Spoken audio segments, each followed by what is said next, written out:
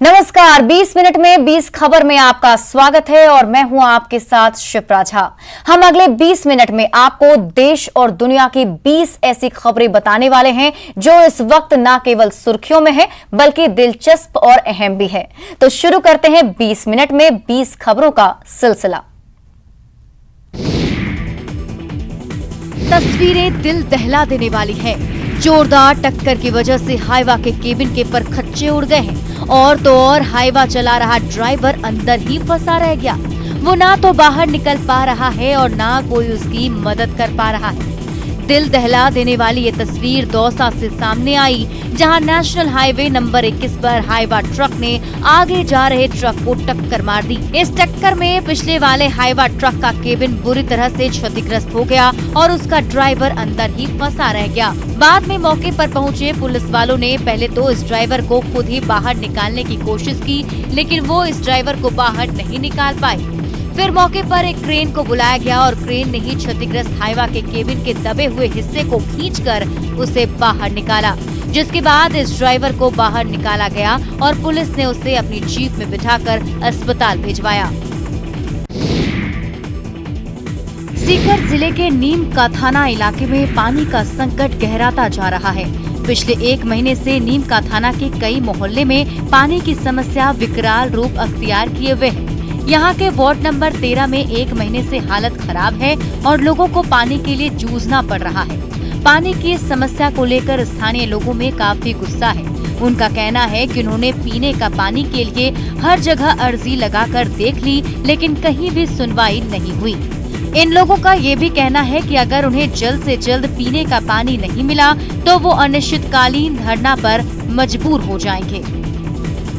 और 1 महीने से वार्ड नंबर 13 में पानी की समस्या है। अगर ये पानी की सुचारू रूप से व्यवस्था नहीं हुई तो फिर 5 तारीख को जाम लगाया जाएगा। 17 मई तक चलने वाले रेड अलर्ट जन अनुशासन पखवाड़े की शुरुआत हो गई है और खास बात यह है कि प्रदेश के अलग अलग हिस्सों में इसका असर देखने को मिलने लगा है। दौसा में जन अनुशासन पखवाड़े की शुरुआत के मौके पर एसपी अनिल बेनीवाल खुद सड़क पर उतरे और पुलिस मार्च का नेतृत्व करते हुए लोगों से नियम पालन करने की अपील की। किसी भी टाइप की नॉनसेंस हम लोग बर्दाश्त नहीं करेंगे। अगर गाइडलाइंस में 1% भी किसी ने उसकी पालना नहीं की तो उसको सीज कर दिया जाएगा। अजमेर में भी जन अनुशासन पखवाड़े का असर देखने को मिल रहा है। यहाँ व्यापारियों ने भी सरकार का साथ देने का फैसला किया है ताकि शहर में आवाजाही कम हो और कोरोना की चेन टूट सके। 3 दिन के लिए स्वैच्छिक रूप से बाजार बंद करने का ऐलान दिया है, जिसमें सुबह 6 से 11 बजे तक की जो अनुमति है उस दौरान भी बाजार नहीं खोलने का निर्णय लिया गया। जन अनुशासन पखवाड़े के दौरान नियम पालन करने की अपील करने के लिए बीकानेर पुलिस ने अनोखा रास्ता अपनाया। इसके तहत आईजी, एसपी और कलेक्टर के नेतृत्व में एक मार्च निकाला गया, जिसमें घुड़सवार दस्ते के साथ साथ मोटरसाइकिल पर भी बड़ी संख्या में पुलिस वाले शामिल हुए। जैसलमेर में भी पुलिस वालों ने जन अनुशासन पखवाड़े के दौरान लोगों से घरों में रहने की अपील करने के लिए मार्च निकाला। इस मार्च के दौरान लोगों से सख्ती से कोरोना गाइडलाइन का पालन करने की अपील की गई। सवाई माधोपुर जिले में कोरोना के बढ़ते प्रकोप के बावजूद लोग लापरवाह बने हुए हैं। यहाँ ना तो कोई सरकार की ओर से जारी कोरोना गाइडलाइन का पालन कर रहा है और न प्रशासन की सख्ती से सचेत हो रहा है। आप इन तस्वीरों में देख सकते हैं किस तरह लोग बेधड़क होकर सड़कों पर निकल रहे हैं, जबकि 15 दिनों के लिए लागू रेड अलर्ट जन अनुशासन पखवाड़ा के दौरान इस तरह से बाहर निकलने पर पाबंदी लगी हुई है। रेड अलर्ट जन अनुशासन पखवाड़ा में जारी नियमों के मुताबिक सोमवार से शुक्रवार तक रोजाना दोपहर 12 बजे से अगले दिन सुबह 5 बजे तक महामारी रेड अलर्ट यानी जन अनुशासन कर्फ्यू रहेगा। इस दौरान कोई भी बिना किसी कारण के घूमता हुआ पाया गया तो उसे संस्थागत क्वारंटीन कर दिया जाएगा, जब तक कि उसकी RT-PCR रिपोर्ट नेगेटिव नहीं आ जाती। पुलिस लगातार ऐसे लोगों पर लगाम कसने का प्रयास कर रही है जो लोग बेवजह सड़कों पर घूम रहे हैं तथा सरकार द्वारा जारी की गई गाइडलाइन का उपयोग नहीं कर रहे हैं। ऐसे लोगों को रोका जा रहा है तथा उनके खिलाफ चालान बनाने की कार्यवाही को भी लगातार अंजाम दिया जा रहा है। कोरोना संक्रमण के बढ़ते असर और महामारी रेड अलर्ट, जन अनुशासन, कर्फ्यू का व्यापक असर सवाई माधोपुर के बस डिपो में देखने को मिल रहा है। आम दिनों के मुकाबले इन दिनों यहाँ लोगों की ना के बराबर भीड़ है। हाल ये है कि सवाई माधोपुर डिपो से चलने वाली बसों की संख्या आधी हो गई है। बताया जा रहा है कि यात्रियों की कमी की वजह से यहाँ बसों के संचालन में कमी आई है।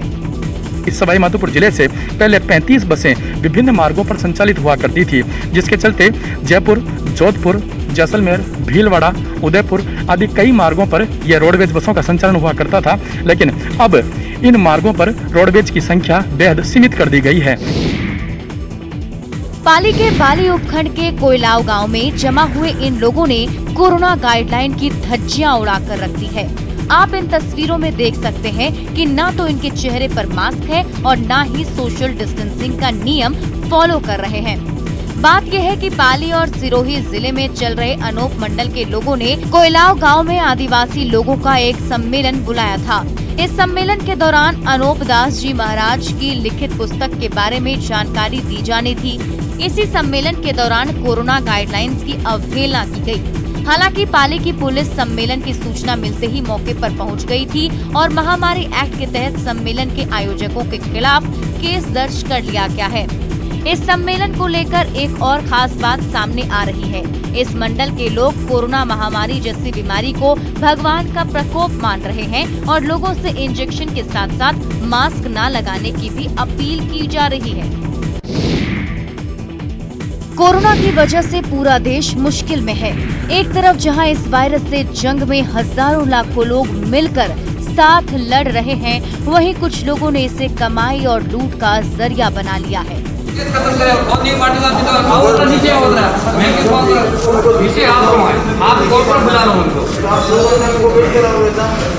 जालौर से भी लूट की कुछ ऐसी ही तस्वीर सामने आई है।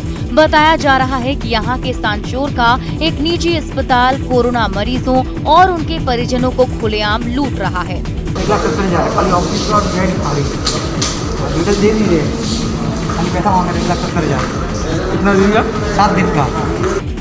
केबी लाल नाम के इस निजी अस्पताल में कोरोना मरीजों से बेड के नाम पर रोजाना 20 से 30 हजार रुपए की वसूली की जा रही है। और तो और जब परिजन इस चार्ज का बिल मांगते हैं तो उन्हें धमकी देकर भगा दिया जाता है। कोरोना महामारी में बीलाल हॉस्पिटल सांचौर द्वारा मरीजों को, जो कोविड के मरीज है, उनसे प्रतिदिन 20,000 रुपये बेड चार्ज के रूप में लिया जा रहा है, जो कि सरासर गलत है। बीलाल हॉस्पिटल द्वारा लूट मचा रखी है। मेरे रिश्तेदार को मैंने 5 दिन एडमिट रखा, उसके बदले में ऑक्सीजन और दवाइयों के अलग जिसका नकद पेमेंट किया, बेड चार्ज के रूप में प्रतिदिन 20,000 रुपये के हिसाब से वसूल किए गए। इस तरह से कोरोना महामारी में भयंकर लूटपाट बीलाल हॉस्पिटल द्वारा मचाई जा रही है, जिससे आम लोग परेशान हैं। ये मौत का सामान है, छू जाए या इसकी गंध फेफड़े में उतर जाए तो कोरोना का संक्रमण पक्का। झुंझुनू के सबसे बड़े बीडी के अस्पताल के इस कचरे के डिब्बे में जो कचरा आप देख रहे हैं, दरअसल ये वो कचरा है जो कोविड वार्ड से निकला है। कोरोना मरीजों के इलाज के दौरान डॉक्टरों ने जिस पीपीई किट, ग्लव्स और दूसरे इक्विपमेंट का इस्तेमाल किया है, कोरोना मरीजों ने दवाई खाने के बाद जो रैपर छोड़ा है उसे ही इस कचरे के डिब्बे में फेंका गया है। खास बात यह है कि कचरे का डिब्बा भर जाने के बाद इसमें से कचरा निकलकर बाहर बिखर गया है और ये आसपास से गुजर रहे लोगों की जिंदगी के लिए खतरा बनता जा रहा है। आम आदमी से लेकर अस्पताल प्रशासन तक हर कोई जानता है कोरोना महामारी छूने और गंध से फैलती है। मतलब साफ है, अगर इस कचरे की गंध किसी के फेफड़े तक पहुंच जाए या फिर ये कचरा किसी के शरीर से छू जाए तो फिर उसके लिए संक्रमण का खतरा कई गुना बढ़ जाएगा। अस्पताल प्रशासन की ये लापरवाही अस्पताल आने वालों के लिए खतरनाक बनी हुई है। अगर जल्द से जल्द इसे यहाँ से हटाया नहीं गया तो फिर यहाँ कोरोना विस्फोट हो सकता है। भरतपुर संभाग के सबसे बड़ा अस्पताल राज बहादुर मेमोरियल अस्पताल प्रशासन की फिर से लापरवाही सामने आने लगी है। यहाँ कोरोना संक्रमित मरीजों के वार्ड में गंदगी का अंबार लगा हुआ है। अस्पताल परिसर का पानी बहकर कोरोना वार्ड तक पहुँच रहा है। इतना ही नहीं, अस्पताल प्रशासन की लापरवाही की वजह से स्टाफ रूम तक में कचरों का अंबार लगा हुआ है। आपको बता दें कि इसी स्टाफ रूम के दोनों तरफ कोविड-19 वार्ड हैं, जहां कोरोना संक्रमित मरीज भर्ती हैं। कोरोना मरीजों की जान बचाने के लिए उनके वार्ड में साफ सफाई की बहुत जरूरत है, लेकिन उनके पास ही कचरों का जो अंबार लगा है, उसे देखकर अंदाजा लगाया जा सकता है कि कोरोना संक्रमित मरीजों की मौत का आंकड़ा बढ़ता क्यों जा रहा है। अस्पताल परिसर में इस तरह गंदगी और अव्यवस्था को लेकर मरीज और उनके तीमारदार से लेकर स्टाफ तक सब अस्पताल प्रशासन से गुहार लगा चुके हैं, लेकिन अधिकारी हैं कि नींद से ना जागते हैं और ना कोई यहाँ भी सुध लेता है। सीकर जिले में कोरोना वायरस का संक्रमण बहुत तेजी से फैल रहा है और ताज्जुब की बात यह है कि इस बार सीकर जिले में जितने मरीज शहरों में हैं, उससे दोगुने केस गाँव में हैं। दरअसल गाँव में लोग कोरोना गाइडलाइन का पालन नहीं कर रहे हैं, ना तो वो मास्क लगा रहे हैं और ना सोशल डिस्टेंसिंग का पालन कर रहे हैं। कोरोना के इस मुश्किल वक्त में भी गांव में लोग जगह जगह ताश पत्ती खेलते देखे जा सकते हैं। कोशिश हमारी यही है कि जहां पर भी हमें इस तरह की शिकायत मिल रही है, हम रैंडमली चेक कर रहे हैं। पुलिस की पहुंच से दूर होने की वजह से गांव में लापरवाही बढ़ती जा रही है और बढ़ती लापरवाही की वजह से कोरोना संक्रमितों की संख्या बढ़ती जा रही है। सीकर जिले के आंकड़े चौंकाने वाले हैं, जहां शहरों के मुकाबले गांव में दोगुने कोरोना के मरीज हैं, लेकिन इसके बाद भी ग्रामीण इलाकों में लापरवाही लगातार जारी है। पुलिस जब पहुंचती है तो लोग घरों के अंदर और पुलिस के जाते ही वापस वही ताश पत्ती और अन्य काम शुरू हो जाते हैं। ऐसे में ये कहा जा सकता है कि अगर समय रहते व्यवस्थाएं नहीं बदली तो इसके गंभीर परिणाम हो सकते हैं।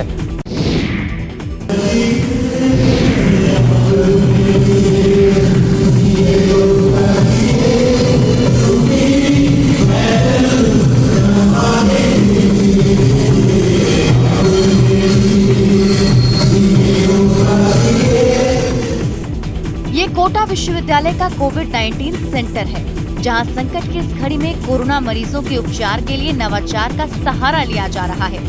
इन तस्वीरों में आप देख सकते हैं कि किस तरह कोरोना मरीज सकारात्मक ऊर्जा के संचार के लिए योग का सहारा ले रहे हैं। खास बात यह है कि कोरोना मरीजों के लिए यहाँ ऑक्सीजन और दवा के साथ साथ भोजन की तो पूरी व्यवस्था है ही।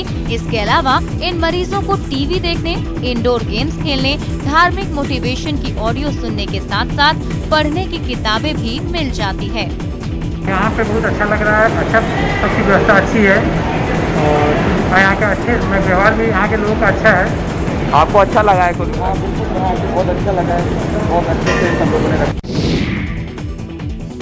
कोरोना संकट के बीच ऑक्सीजन की कमी से जूझ रहे सीकर जिले के लिए राहत की खबर है।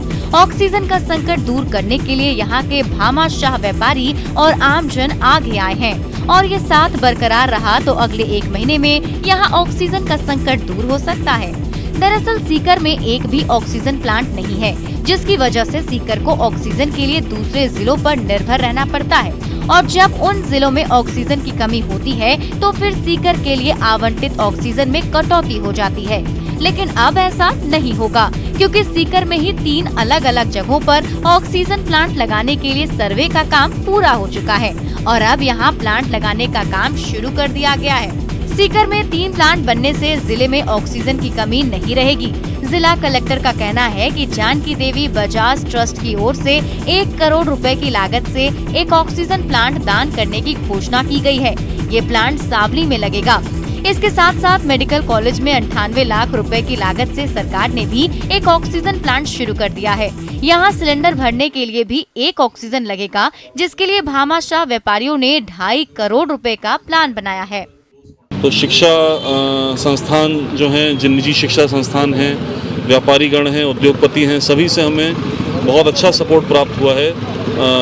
जो एक राशि जो हमने ऑक्सीजन प्लांट लगाने के लिए उनसे सहयोग प्राप्त करने की अपील की थी, साथ ही साथ और भी ऐसे कई उपकरण हैं, चिकित्सकीय उपकरण हैं, जिनकी आवश्यकता हमें लगातार बनी रहेगी और उसके लिए भी मैं जिले के सभी नागरिकों से अपील करता हूँ। अब 20 मिनट 20 खबर में अब देख लेते हैं कुछ दूसरे राज्यों की खबरें। असम में बीजेपी की जीत पर समर्थकों ने लड्डू बांटकर जश्न मनाया। असम में बीजेपी लगातार दूसरी बार जीत दर्ज करने में कामयाब रही। बीजेपी ने यहां 126 सीटों में से 76 पर जीत हासिल की, जिसकी खुशी बीजेपी कार्यकर्ताओं के चेहरे पर साफ नजर आई। हालांकि चुनाव आयोग के निर्देश की वजह से सड़कों पर जीत का जश्न तो नहीं दिखा, लेकिन गुवाहाटी के बीजेपी मुख्यालय में लड्डू बांटकर खुशी मनाई गई। सामने आई तस्वीरों में बीजेपी के नेता और कार्यकर्ता एक दूसरे को लड्डू खिलाकर जीत की बधाई देते दिखे। मुख्यमंत्री सर्बानंद सोनोवाल ने भी दोबारा मौका देने के लिए जनता का शुक्रिया अदा किया। सब जनता की जो आशीर्वाद सहयोग इसके वजह से हुआ है। इससे पहले वो डिब्रूगढ़ में मतगणना वाली जगह पर भी पहुंचे थे और कार्यकर्ताओं से बातचीत की थी। मुंबई के रेलवे स्टेशनों पर दूसरे राज्यों से आने वाले यात्रियों के हाथों पर होम क्वारंटीन होने का ठप्पा लगाया जा रहा है। कोरोना मरीजों का आंकड़ा कम करने के लिए बीएमसी यहां एड़ी चोटी का जोर लगा रही है, जिसकी एक झलक मुंबई के लोकमान्य तिलक टर्मिनल पर भी देखने को मिली। यहां ट्रेन से उतरे यात्रियों के हाथ पर बीएमसी के कर्मचारी स्टैंप लगाते नजर आए, जिसका मतलब ये है कि दूसरे राज्यों से मुंबई पहुंचे इन यात्रियों को अगले 14 दिन घर में ही क्वारंटीन रहना होगा। नियम का पालन करेंगी आप? वहीं इस ठप्पे के साथ यात्रियों के हाथ पर बकायदा काले मार्कर से तारीख भी लिखी जा रही है, ताकि कोई हाथ में लगे स्टैंप को पुराना बताकर नियम का उल्लंघन न करे। क्यों लिखी जाती है? ताकि ये 14 दिन तक क्वारंटाइन रहे। इतना ही नहीं, स्टेशन पर ही लोगों के रैपिड एंटीजन टेस्ट होने का भी इंतजाम है, जिसमें पॉजिटिव पाए जा रहे लोगों को घर न भेजकर एम्बुलेंस से क्वारंटीन सेंटर रवाना कर दिया जा रहा है। जो भी पेशेंट पॉजिटिव आता है हम उसको एमसीएमसीआर शिफ्ट करते हैं और 17 डेज के लिए क्वारंटाइन करते हैं। इसी तरह उत्तराखंड, केरल, पंजाब, राजस्थान, असम, गोवा जैसे राज्यों से मुंबई पहुंच रहे लोगों को रेलवे स्टेशन पर कतार में खड़ा करके ये प्रक्रिया निभाई जा रही है। उत्तर प्रदेश के मथुरा से चौंका कर रख देने वाला एक वीडियो सामने आया है, जिसमें एक पुलिस वाले ने बीच सड़क पर हवाई फायरिंग कर दी। बताया गया कि एक मोटरसाइकिल सवार ने गाड़ी में बैठे 2 पुलिस वालों को आगे बढ़ने के लिए रास्ता नहीं दिया, जिसके बाद काफी देर तक तीनों के बीच बहसबाजी हुई और गुस्साए पुलिस वाले मोटरसाइकिल सवार को अपनी गाड़ी में बिठाने के लिए जबरदस्ती करने लगे। जब ऐसा करने में उन्हें मुश्किल हुई तो उनमें से एक ने हवा में 2 बार फायरिंग कर दी। इतने के बाद भी जब वो आदमी उनके साथ बैठने के लिए राजी नहीं हुआ तो वो पुलिस वाले मारपीट पर उतारू हो गए। शोर शराबा सुनकर वहां लोगों की भीड़ इकट्ठा हो गई। एक शख्स ने बीच बचाव की कोशिश भी की, लेकिन पुलिस वाले खाकी का रौब दिखाने से नहीं चुके। एक तरफ कोरोना तो दूसरी तरफ गरीबी का रोना। ऐसे में मास्क वाली दीदी उन गरीबों के लिए कोरोना काल में रक्षक बन गई हैं, जिनके पास मास्क खरीदने के लिए पैसे नहीं हैं। जब मास्क वाली दीदी गरीब बच्चों को मास्क लगाती हैं, तो उनके चेहरों पर खुशी देखते ही बनती है। दरअसल मेरठ की मलिन बस्तियों में जनहित फाउंडेशन की ओर से निःशुल्क मास्क का वितरण किया जा रहा है। जैसे ही मास्क वाली दीदी इन बस्तियों में पहुंचती हैं, वहां पहले से ही सोशल डिस्टेंसिंग को लेकर गोल घेर बन जाते हैं और उसके बाद इस गोल घेरे में खड़े होकर बच्चों को मास्क वितरित किया जाता है। मलिन बस्ती में क्योंकि वहाँ पर सोशल डिस्टेंसिंग का पालन नहीं करना है, उनको जागरूकता नहीं है, वो मास्क उनके पास इतना पैसा नहीं है मास्क खरीद पाए। मुझे लगता है वो वाकई में ऐसे तबका है जहाँ पर कि इसकी बहुत ज़्यादा ज़रूरत है। उन लोगों को हम समय समय पर हाथ धोना, ये सारी चीज़ों की जानकारी दे रहे हैं और मास्क भी वितरित कर रहे हैं। मास्क वाली दीदी का वितरण सिर्फ मलिन बस्तियों तक ही सीमित नहीं है। इससे पहले मेरठ मेडिकल कॉलेज में निःशुल्क मास्क वितरण कर चुकी हैं। साथ ही नगर निगम की टीम को भी हजारों मास्क दे चुकी हैं। फाउंडेशन की निदेशिका का कहना है कि कोरोना काल में निःशुल्क मास्क से किसी का जीवन बच सकता है, तो इससे ज्यादा पुण्य का काम कुछ नहीं हो सकता। संगम नगरी प्रयागराज में महज 4 साल की एक मासूम बच्ची खास अंदाज में लोगों को कोरोना महामारी से बचाव के लिए जागरूक कर रही है। ये बच्ची अभी ठीक से बोल भी नहीं पाती, लेकिन कोरोना के गीतों पर बेहतरीन डांस कर लोगों से हाथ जोड़कर कोविड प्रोटोकॉल का पालन करने की अपील करती है।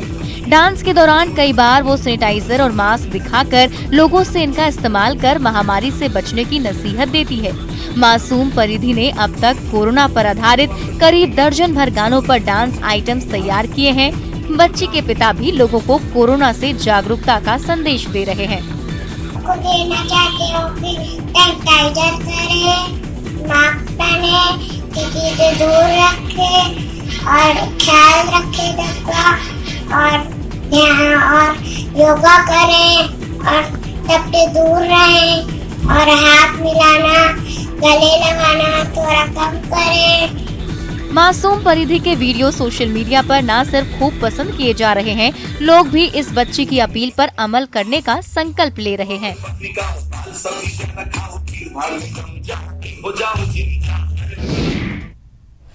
और अब देख लेते हैं अंतर्राष्ट्रीय जगत की कुछ अहम खबरें। दक्षिण अमेरिकी देश कोलंबिया में टैक्स बढ़ाने के प्रस्ताव के खिलाफ सड़कों पर उतरे लोगों को पुलिस की सख्ती के बाद अपने कदम पीछे खींचने पड़े। 4 दिन पहले अपनी संसद की तरफ से कूच करने के बाद इस बार सैकड़ों प्रदर्शनकारियों ने सीधे राष्ट्रपति को ही अपने निशाने पर ले लिया और राजधानी बोगोता के एक बेहद पॉश इलाके में मौजूद उनके निजी आवास पर धावा बोलने निकल पड़े। टैक्स बढ़ाने की बात पर भड़के लोग जोरदार नारेबाजी करते हुए आगे बढ़ते दिखे। कुछ जगह तो प्रदर्शनकारी पुलिस को उकसाते भी नजर आए, लेकिन फिर पुलिस ऐसे एक्शन में आई कि उसने ताबड़तोड़ आंसू गैस के गोले दागने शुरू कर दिए।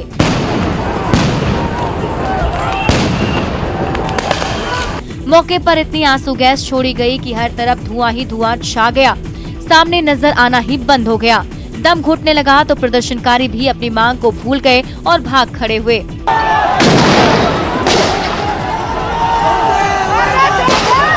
असल में कोलंबिया के राष्ट्रपति ने कोरोना काल में अपने देश की अर्थव्यवस्था को गर्त से निकालने के लिए टैक्स बढ़ाने का प्रस्ताव पेश किया है, लेकिन वहां जनता इस बात पर आग बबूला है कि महामारी में वैसे ही उनके खाने पे लाले पड़े हैं और सरकार है कि उनकी जेबों पर डाका डालने पर तुली है। बेल्जियम की राजधानी ब्रसल्स के एक पार्क में कोरोना नियम तोड़कर पार्टी कर रहे लोगों को पुलिस भगाने पहुंची तो जोरदार झड़प हो गई। इस दौरान ये पार्क किसी जंग के मैदान में तब्दील हो गया, क्योंकि एक तरफ बेकाबू हो रही भीड़ को काबू करने के लिए पुलिस ने आंसू गैस के गोले छोड़े तो दूसरी ओर से पार्टी करने आए लोगों ने पुलिस पर धुएं के गोलों की बरसात कर दी। भीड़ को हिंसक होता देख हाथों में शील्ड पकड़े खड़ी पुलिस की टीम धीरे धीरे पीछे की ओर चलती नजर आई। इस बीच एक शख्स पुलिस के हत्थे चढ़ गया, जिसे जमीन पर गिराकर पुलिस ने हिरासत में ले लिया। लेकिन लगातार हावी हो रही भीड़ को तितर बितर करने के लिए आखिरकार पुलिस ने वाटर कैनन का इस्तेमाल किया, जिसके बाद कोरोना के बढ़ते मामलों के बावजूद पार्टी करने आए लोग वहां से उल्टे पांव भागते नजर आए। इस भिड़ंत में कई लोग जख्मी हुए, जबकि कईयों को पुलिस ने गिरफ्तार कर लिया। 3 दिन पहले इजराइल में एक धार्मिक कार्यक्रम में 45 लोगों की दर्दनाक मौत के अगले ही दिन यरूशलेम के एक मशहूर गिरजाघर में ऑर्थोडॉक्स ईसाइयों ने धूमधाम से होली फायर की रस्म मनाई। मान्यता है कि हर साल ऑर्थोडॉक्स ईस्टर से एक दिन पहले गिरजाघर में चमत्कार होता है और वहां मौजूद ईसा मसीह की कब्र से अचानक एक लौ निकलती है, जो कि सूली पर चढ़ने के बाद उनके प्रकट होने की निशानी है। ऐसे में जिस चर्च के बारे में कहा जाता है कि वहां 2000 साल पहले ईसा मसीह को दफनाया गया था, वहां होली फायर की रस्म का जश्न मनाने के लिए भारी संख्या में श्रद्धालु जुट गए। यहाँ ऐसी भीड़ थी कि गिरजाघर में पैर रखने तक की जगह नहीं दिखी। लोगों के अंदर आस्था ऐसे हिलोरे मारती दिखी कि कुछ तो दूसरों के कंधे पर चढ़कर भजन कीर्तन करते दिखे। लेकिन थोड़ी देर बाद श्रद्धालुओं की भक्ति चरम पर पहुंच गई। जैसे ही पादरी कब्र के अंदर से एक मोमबत्ती जलाकर बाहर लाए, लोगों में उससे अपनी अपनी मोमबत्तियां जलाने की होड़ मच गई। पिछले साल कोरोना के कारण पाबंदियां थी, इसलिए लोगों को इस रस्म को निभाने का मौका नहीं मिल पाया था। लेकिन इस बार जब बंदिशें हटी तो लोग भारी तादाद में चर्च पहुंच गए। खास बात यह है कि इजराइल में ऑर्थोडॉक्स ईसाई समुदाय की ये परंपरा 1200 साल पुरानी है, जो पिछले साल कोरोना की संकट की वजह से सिर्फ धार्मिक रस्म तक सीमित थी। वहां महामारी से जुड़ी पाबंदियां हटाए जाने के बाद इस बार काफी संख्या में लोग शामिल हुए।